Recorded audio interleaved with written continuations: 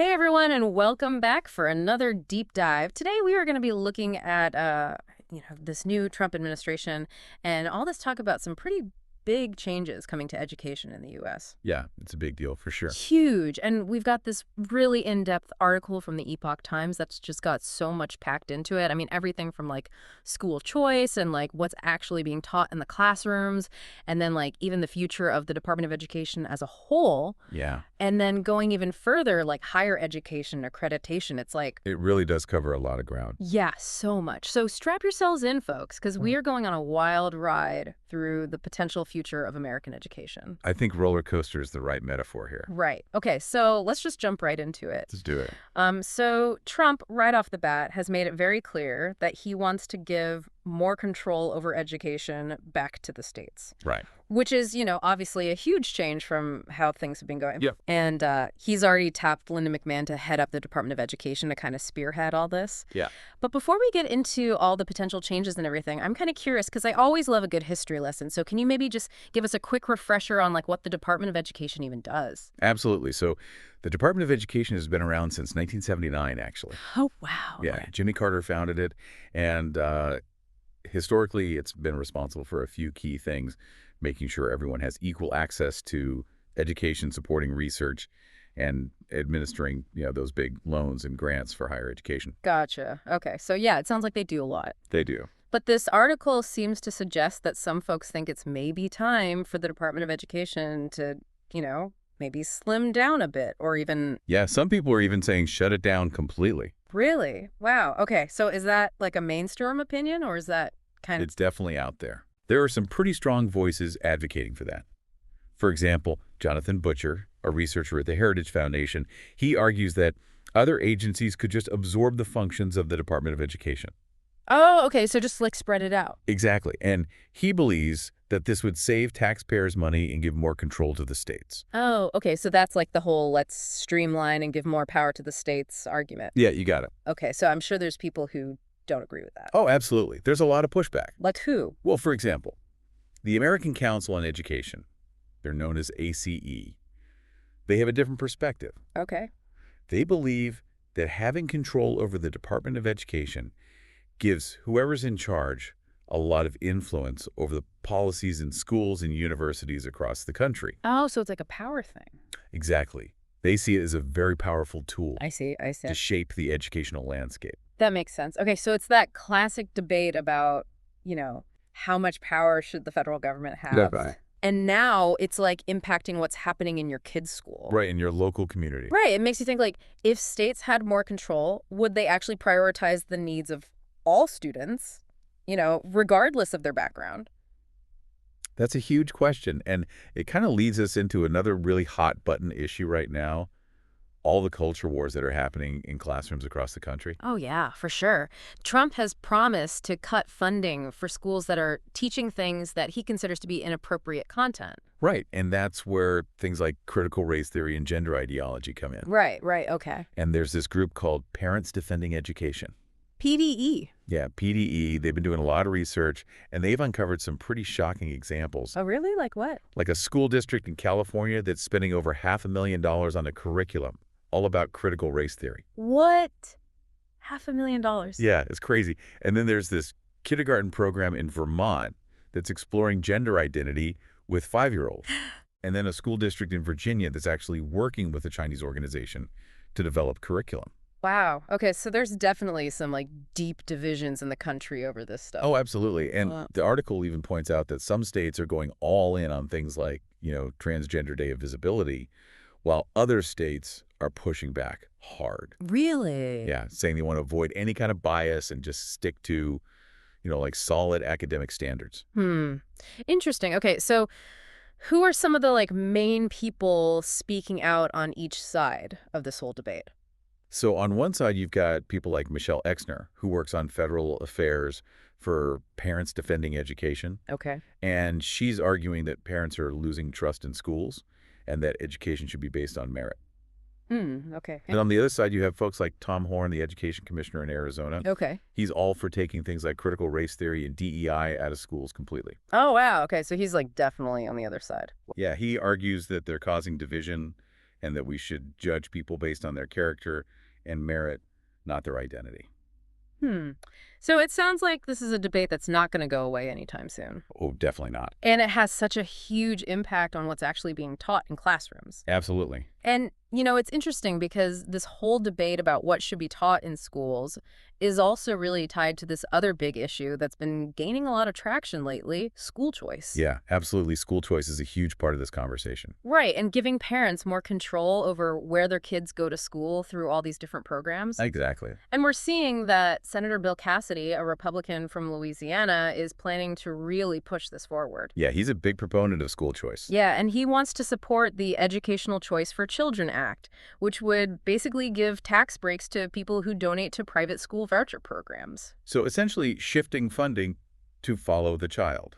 Okay, so the whole idea behind school choice is to give parents more options for their kids' education, public, private, or even homeschooling, and then let the funding follow the child.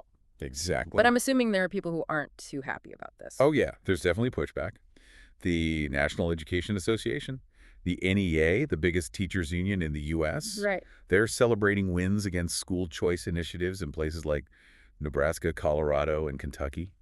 Oh, wow. So it's like a real tug of war. Absolutely. And it's interesting how all these different pieces are kind of coming together. It's all connected. Right. And speaking of controversial topics, we can't forget about higher education. Oh, yeah. Higher ed is definitely in the spotlight, too. Right. So Trump has been pretty vocal about his criticism of things like student loan forgiveness programs and affirmative action in college admissions. Right. He's been pretty clear about his stance on those issues. And he's also aiming to get rid of all those federally funded DEI programs at colleges and universities. Which is a pretty big deal. Yeah. So what are some of the reactions to all of this? Well, groups like the American Council on Education, ACE, again, they're Yeah. worried about a few things. Potential limits on foreign students coming to the U.S. to study. Oh, okay.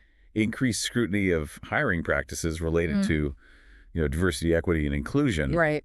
And even oversight of curriculum by the Department of Education's Civil Rights Office. Wow. So they're basically like, hold on, what are the standards going to be now? Yeah, exactly. There's a Right. lot of uncertainty. Yeah, for sure. And then on top of all that, there's this concern about potential changes to how colleges and universities are even accredited. Especially when it comes to programs focused on, diversity, equity, and inclusion and social justice. Oh, so it's like everything's being reevaluated. It really is. It's a time of big change, Yeah. and a lot of people are nervous about what it all means. For sure. And it seems like every level of education is facing some pretty major potential upheaval. Yeah, it's a really interesting time to be talking about education.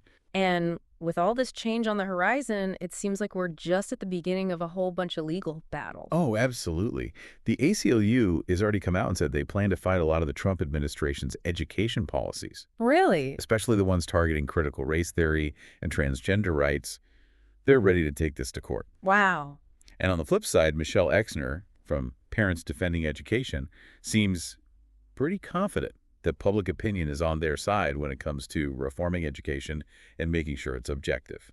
So it sounds like we're in for a long and complicated legal process as all of this unfolds. It's definitely going to be interesting to watch how it all plays out. For sure, it feels like we're at a real crossroads here, and the direction we choose now is going to have huge ripple effects for years to come. It's true. We're seeing a real clash of values and visions for what American education should be. It's a fascinating and critical time for education in this country. Yeah, it really is. And it really gets to the heart of this question, like, what should American education even be? Yeah, it's like a fundamental question. Yeah, like, are we talking about a more centralized approach where the federal government kind of sets the standards and oversees everything? Right. Or are we talking about more local control where states and individual communities have more say? It's like that age-old debate about federal power versus states' rights. Exactly. And it's playing out right now in our schools. It's crazy to think about like these huge philosophical ideas actually impacting what happens in a classroom. It really is. And it makes you wonder, how is all of this actually going to translate into like real tangible changes for students and teachers and parents? Like, what's the day-to-day impact going to be? Yeah, exactly. Like if these school choice initiatives really take off, what happens to funding for public schools? Right. Is it just going to create an even bigger gap between like well-funded private schools and public schools that are already struggling? It's a valid concern. And then there's the whole curriculum issue, Yeah, if certain topics or perspectives are being actively removed from the classroom, Yeah. how does that affect what kids are learning? Right. Are they being exposed to a variety of viewpoints? Are they learning to think critically? Or is it all just becoming very narrow and ideologically driven? It's a big question. Yeah, these are like some seriously important questions that we really need to be thinking about as this whole educational landscape shifts. It's not just about like theoretical debates. Right, it's about kids' lives. Exactly. These decisions are going to have very real consequences. And we can't forget about higher education either. Oh, yeah, for sure. I mean, Trump's stance on things like affirmative action and DEI programs. Yeah, that raises some serious concerns about whether certain groups are going to have the same opportunities. Exactly, like if those programs get scaled back or even eliminated, will we see fewer students of color or students from low-income backgrounds going to college? It's definitely a possibility. And what about academic freedom, you know, Yeah, will professors and researchers feel pressured to avoid certain topics? out of fear of losing funding or something? Exactly. Like, will they be able to truly speak their minds?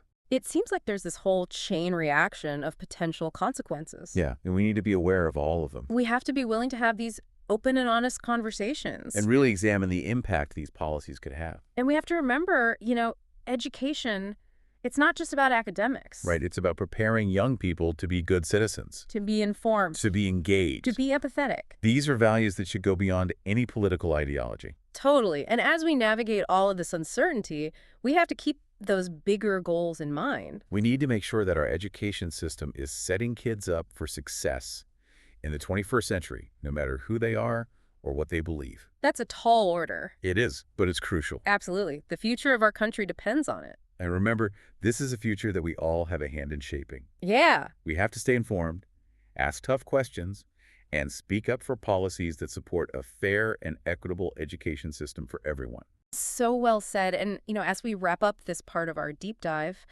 I think it's important to leave our listeners with a sense of hope Yes, among all the challenges and uncertainty, there's also opportunity. to create something better. Exactly. We can use this moment to really rethink what education could be.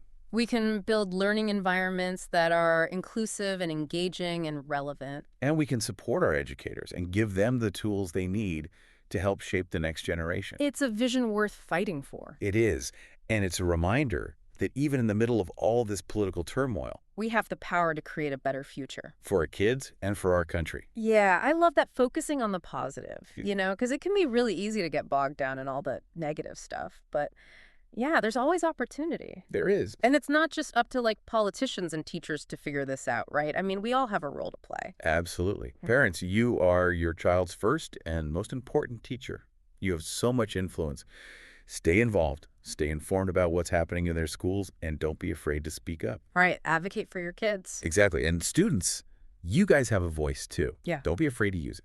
Ask questions, challenge assumptions, and advocate for the kind of education you believe in. I love that this is your future. Exactly. And it's so empowering to think that, we can all do something. We can. Whether it's going to school board meetings or contacting our representatives or just talking to our kids about what they're learning. Every little bit counts. And, this isn't just about kids who are in school right now. I mean, education is a lifelong journey. We should all be learning and questioning and trying to make a difference. Absolutely well said. So as we wrap up our deep dive into this whole potential shakeup of the U.S. education system under the Trump administration, we want to leave you with one final thought-provoking question. How might these potential changes shape the future of American education and its role in society? What opportunities and challenges might arise for you and your community? Big questions. They are. So keep exploring these issues, do your own research, and share your thoughts and ideas with others. Knowledge is power. It is, and in a world that's changing so fast, staying informed is more important than ever. Couldn't agree more. So thanks for joining us on this deep dive. We'll see you next time.